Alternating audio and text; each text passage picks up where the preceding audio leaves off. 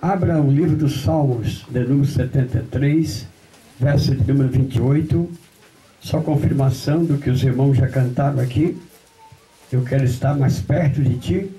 Então o Senhor só confirmou a palavra. Salmo de número 73, verso 28. E depois eu quero que o nosso pastor Marcos leia segunda carta aos Coríntios, capítulo 2, versículo 17. Salmo de número 73, versículo de número 28. Por causa de uma enfermidade, estou com muita falta de vista. Eu queria que alguém lesse para mim o Salmo de número 73. Deixa eu ver se mistério aqui. Que terra, hein? Meu Deus. Não estou enxergando nada agora. Não deu? Não. Outro mais forte. Você viu? Pega uma Bíblia jumbo aí. Essa aqui ficou boa. Salmo de número 73, versículo 28. Está mexendo tudo, mas tá bom. Salmo de número 73, versículo de número 28.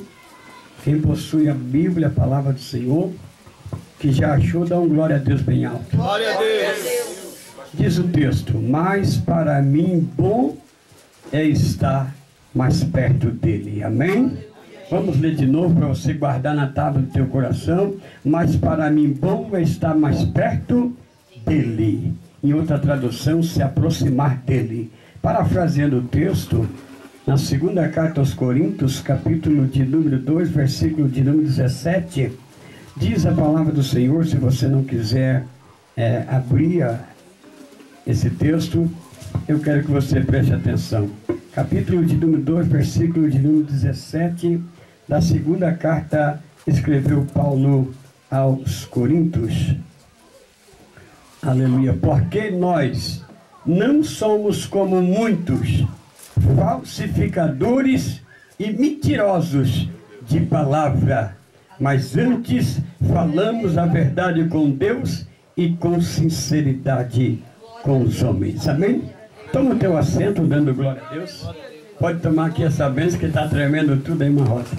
Deus possa abençoar a vida da irmã Rosa. Deus abençoe o pastor Diego Basílio, toda a sua família, a sua esposa, pela liberdade de nós estar aqui adorando ao Senhor, o carinho que tem eles pelo nosso ministério. Deus abençoe a sua vida, esta coragem de estar aqui, fazendo esta obra missionária, esta obra do Senhor. Tem muitos por aí que só vive palavras, só balela, mas não faz aquilo que a Bíblia fala, aquilo que a Bíblia relata. A verdadeira igreja está em Atos capítulo 2, versículo de 38 em diante.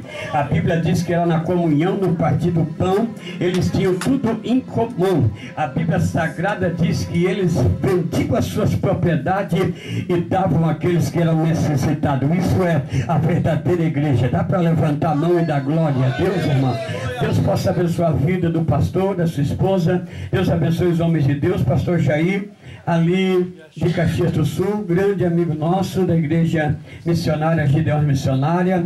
Tivemos ali uma bênção do Senhor. Deus possa abençoar a sua vida, também sua família, os homens de Deus que já estão aqui, pastor Alberto, pastor Marcos. Uma alegria ver também correndo no seu sangue, algo da obra missionária, que também tem projeto de ganhar almas para o Senhor Jesus. Não só ganhar e cuidar bem dela. Amém? Deus possa abençoar o Maico, sua esposa, as irmãs que já louvaram, o pastor Beto. Deus possa abençoar o homem de Deus. Alegria em revê-lo aqui nessa tarde. Filma mesmo, porque a mensagem nessa tarde vai ser forte e o nome de Jesus vai ser glorificado. Amém, irmão? Quando eu olho o texto da Bíblia Sagrada e me deparo dentro desta revelação, eu quero trazer um pouquinho a introdução para você entender o que eu vou falar aqui nessa tarde de vitória. Quando eu olho para a palavra do Senhor, e eu vejo a palavra de Deus falar em profeta. Quando falamos em profeta, é necessário que nós se alegramos, porque é profeta.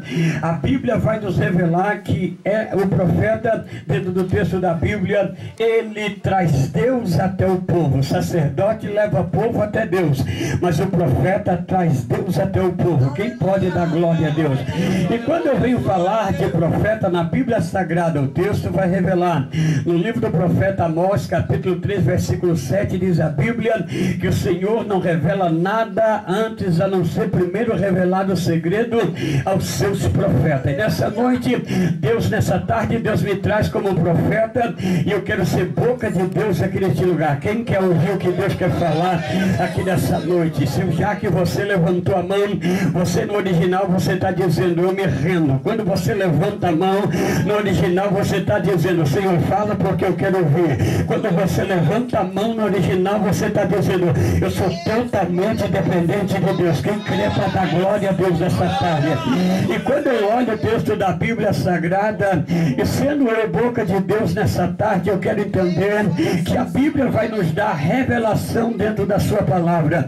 Eu li um texto no Salmo de número 73, verso de número 28, que quando esse homem, por nome de Asaf, a história vai dizer que ele começa a expressar, mas bom para mim eu estar mais perto de Deus, ou me aproximar perto de Deus. Eu comecei a ler esse texto, essa história deste homem, por nome de Asaf. A Bíblia vai revelar, e eu começo a entender dentro da sua palavra o porquê que ele está expressando que para ele bom era estar bem pertinho do Senhor. Quando eu leio o texto da Bíblia, parafraseando a sua palavra, eu li a segunda carta aos Coríntios, capítulo de número 2, verso de número 17, quando o apóstolo São Paulo, ele vem tão cheio de Deus, ele vem dizendo dentro da sua palavra, porém nós não somos como os tais ou como os muitos, e nós não somos falsificadores da sua palavra, mas antes nós somos verdadeiros, antes nós somos, aleluia, retos, sinceros para falar com Deus e também com os homens, para aqueles que estão ali ouvindo. Quando eu vejo o apóstolo São Paulo trazendo esta mensagem revelada, que não é falsificador de palavra, eu quero entender dentro da sua palavra, daquilo que Deus está falando através da boca desse apóstolo São Paulo. Lendo eu a Bíblia, a biografia deste homem, eu quero entender que antes de ser Paulo, ele era Saulo. A Bíblia vai dizer que este homem, por nome de Saulo, tem encontro com o próprio Jesus no caminho de Damasco. Em Atos capítulo 9, a Bíblia diz que ele sai, ou ele cai da sua cavalgadura, do seu ego, do seu eu. A Bíblia diz que ele tem um encontro real com Jesus. Jesus manda ele para a casa de Judas, e eu entendo, eu quero fazer as minhas palavras, que seria uma tarde como essa, seria um culto na casa de Judas, e o pregador naquela tarde era o profeta Ananias. A Bíblia diz que Ananias quis se recusar, porque ouviu falar de Saulo, que não valia nada, era um caco, mas o próprio Deus fala para Ananias dizendo, Saulo, ou Ananias, eu não quero saber quem foi Saulo, quem ele é, eu quero saber que para mim é vaso escolhido, e vai porque eu tenho mal. Eu quero entender que Ananias ouve a voz de Deus. Eu quero falar como profeta nessa tarde. Manda quem pode, obedece quem tem juízo. Ananias obedeceu a voz de Deus, vai à casa de Judas, faz um culto pentecostal, um culto doméstico como esse. A Bíblia diz que a glória de Deus se manifesta, cai nos seus olhos uma escama, e o texto vai revelar que Deus abre a boca do profeta Ananias dizendo para Saulo, a partir de agora tu vai ver e vai conhecer o que é padecer pela minha obra. A Bíblia vai falar que é Deus que está falando a Saulo, que agora muda a história de Saulo para Paulo. Deus está dizendo, não vai ser da maneira que tu pensa, e não vai ser da maneira que tu quer. O negócio comigo agora, tu vai ter que padecer pela minha obra. Quem crê para dar glória a Deus? Quando o apóstolo São Paulo, ele vai revelar o quanto é padecer pela sua obra, ele começa a escrever o capítulo de número 2 e verso 4 da carta de 1 Coríntios, dizendo, agora eu não venho pregar para vocês com palavra de sabedoria humana, com palavra de teologia humana, agora eu venho diferente, agora eu venho cheio do Espírito Santo de Deus. Quando Paulo vem cheio do Espírito Santo, ele não usa mais a teologia, ele não usa mais o conhecimento humano, agora Paulo vem falando de algo espiritual, e diz a Bíblia, na primeira carta aos Coríntios, capítulo 2, versículo 14, e diz o apóstolo São Paulo, o homem natural não entende as coisas espiritual. Sabe o que é que Deus está falando aqui? Aquele que vem só para receber a cesta básica, aquele que vem só para ver defeito, aquele que vem que não vem para adorar, ele é natural. natural, mas é o que é espiritual. Ele veio para a glória. Toma posse da tua vitória nessa tarde. Paulo vem falando não do homem natural, Paulo vem falando do homem espiritual. E quando Paulo fala de um homem espiritual, ele vai revelar dizendo dentro da sua palavra: e nós não somos como os tais falsificadores de palavra. Irmão Edinaldo, olha o que tu vai falar. Eu vou falar o que Deus está revelando ao meu coração, porque nessa tarde eu sou boca de Deus, nessa tarde eu sou profeta de Deus. Quem crê para dar glória a Deus nessa tarde? A Bíblia vai dizer na segunda carta às Crônicas, capítulo 20, verso de número 20, e diz a palavra do Senhor: crê nos seus profetas e sereis próprios nos teus caminhos. Quem crê para dar glória a Deus? Se nessa tarde eu sou profeta de Deus, creia naquilo que Deus vai me usar através da sua palavra. Quando Paulo vem dizer que nós não somos falsificadores de palavra, palavra no original fala de evangelho. Quando eu venho falar de evangelho na Bíblia, a Bíblia vai me dar direito e revelação que Paulo está expressando e abrindo aqui algo revelado, porque no capítulo 15, versículo 51 da primeira carta aos Coríntios, Paulo vem dizer: e eu venho falar com você um mistério. Mistério é aquilo que você não entende, aquilo que você não viu, aquilo que você não sabe, mas Paulo vem revelar dizendo: mas eu venho ter com você um mistério. Sabe que mistério é? Romanos 14, 17: o reino de Deus não é comida e nem bebida, é gozo, paz e alegria no Espírito Santo.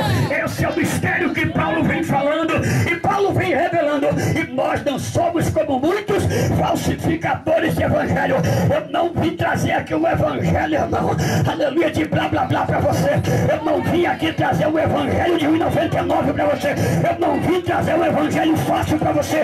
Eu não vim trazer um evangelho, irmão, para eu bater nas tuas costas e dizer que está tudo bom. Não, o evangelho de Jesus é cruz, o evangelho de Jesus é renúncia, o evangelho de Jesus primeiro tem que perder para depois ganhar. Isso é evangelho. A Bíblia não diz isso, a minha Bíblia diz ao contrário. Jesus falou em Mateus 16, 24: aquele que quiser vir após mim, renuncie, pega a cruz e segue-me. Eu não vim trazer um evangelho fácil para você, um evangelho de 1,99, não. O evangelho de Jesus é renúncia, o evangelho de Jesus é cruz, o evangelho de Jesus, irmão, não é como você pensa. A Bíblia vai dizer em Mateus 11, versículo 28: vinde a mim, vós que estás cansado e oprimido, eu vou te aliviar. Depois disso, aí tu vai encontrar descanso, mas é para tua alma. Deixa eu te dar uma revelação aqui nesta tarde, porque depois de Jesus multiplicar pão e peixe, ele faz um dos melhores e maiores convites: vinde a mim, vós que estás cansado e oprimido, e eu vou te aliviar. Eu quero abrir um parente aqui no versículo 28 do capítulo 11 de Mateus. Jesus está afirmando que a primeira vinda, o primeiro convite é só alívio. Sabe o que é alívio? É quando você tem dor de dente, vai na farmácia e compra um remedinho chamado minuto. Você coloca no teu dente, mas o negócio é rápido, é minuto. Isso é alívio. Deixa eu falar uma coisa para você. Jesus está falando para aqueles que estão na terra. O primeiro convite é alívio. Ele está afirmando no original, quando ele se coloca de pé diante do barco da tempestade e do vento, a Bíblia vai dizer que ele não acalmou. Ele disse: aquieta-te, mar, aquieta-te, vento. No original, Jesus está falando, é só o alívio, mas o descanso não é aqui, o descanso é lá, além dessa terra. Ai, chora, séria. Evangelho, irmão, não é como você pensa que é. Evangelho não é como muitos estão pregando aí. Evangelho é diferente. Evangelho de Jesus não é falsificado. Evangelho de Jesus é verdadeiro. Evangelho de Jesus, ele falou em João 14, versículo 6: eu sou o caminho, a verdade e a vida. Ninguém vai ao Papai se não passar por mim primeiro. Isso é evangelho. Paulo está no original dizendo: eu não não venho trazer um evangelho barato para vocês, mas eu venho trazer um evangelho verdadeiro, um evangelho que não é falsificado. Tem pessoas que infelizmente acham: aceitei a Jesus, eu agora vou estar na benção, vou estar de carro zero, casa nova, vai estar tudo bom, tudo abençoado. Não, evangelho de Jesus não é só isso. Evangelho de Jesus tem muita coisa. Deus está revelando ao meu coração. Eu quero falar. Mateus 6,33 diz a Bíblia: o evangelho verdadeiro, Jesus falou: buscai primeiro o reino, depois o resto vos será acrescentado. Isso é evangelho. Evangelho primeiro é reino.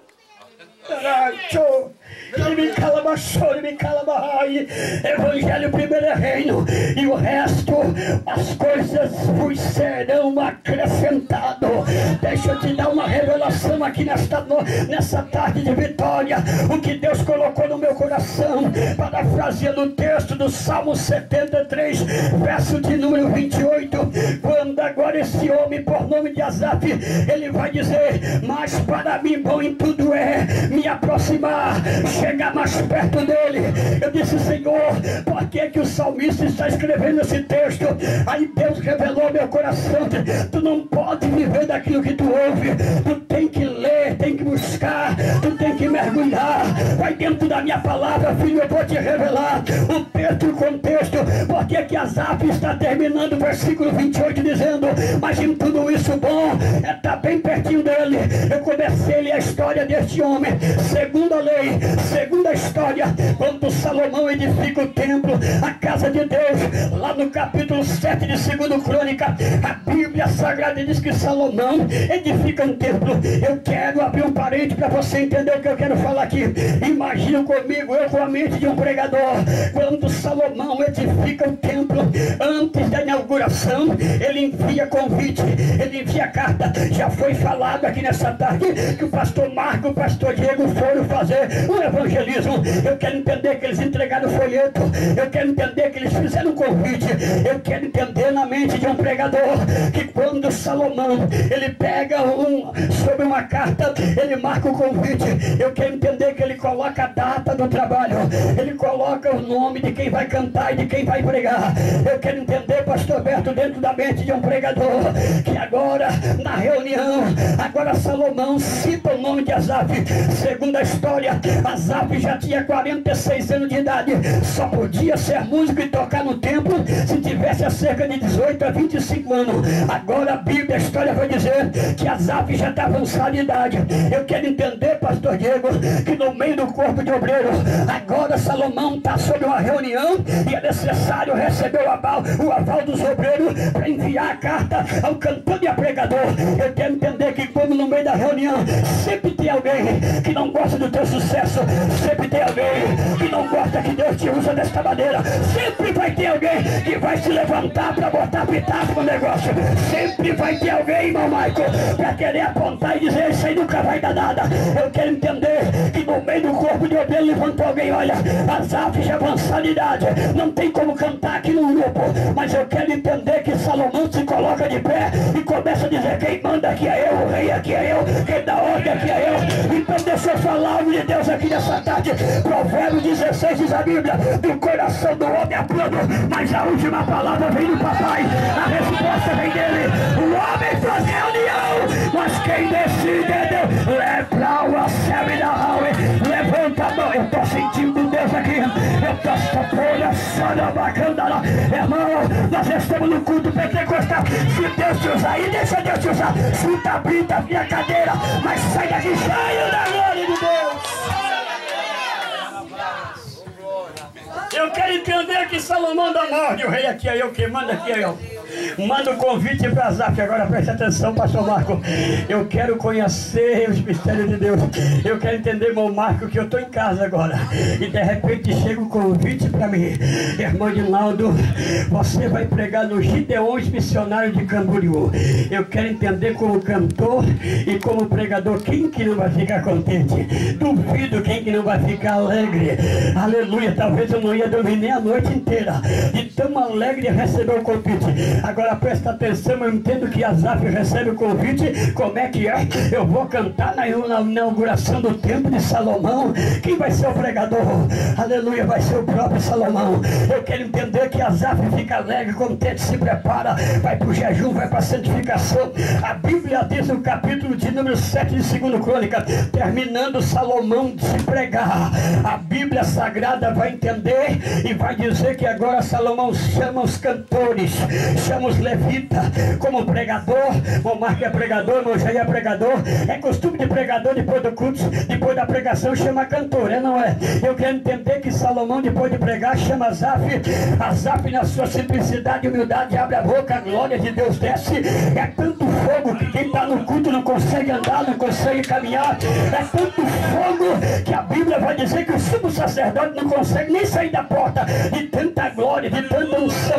Agora preste atenção, irmão. Eu quero entender que depois de terminar o culto, se fosse os dias de hoje, parava o Asaf na porta da igreja, pegava o zap, pegava o endereço, pegava o número celular. Eu quero entender que depois do culto, eu quero entender que a fama de Asaf foi longe, porque ele abria a boca e a glória de Deus desceu. Imagine comigo a sua agenda cheia. Imagine comigo, pastor Beto, aquele homem chegando alegre, aleluia, falando para os amigos, para os vizinhos: eu vou pregar em Camboriú no congresso. Eu quero entender a alegria desse moço, desse homem chamado Asaf. Mas deixa eu te falar algo de Deus aqui nessa tarde. Já vou encerrar. É necessário em que a realidade esteja sobre a nossa vida, irmão. Olha para mim aqui nessa tarde, já vou encerrar. Eu quero entender que agora este moço, por nome de Asaf, ele chega contente, alegre, ele para os amigos. Olha, tu não imagina a glória que teve naquele culto, tu imagina o que Deus fez naquele lugar, imagina o que aconteceu. Eu quero entender que ele chega tão alegre e contente, mas uma realidade chegou com ele. Segunda história, Asaf não tinha casa para morar. Segunda história, Asaf vivia de favor. Segunda história, sua mulher é deficiente, seus filhos também é deficiente na cama. Segunda história desse homem, por nome de Asaf, ele chegou em casa, a energia estava cortada, não tinha água para beber.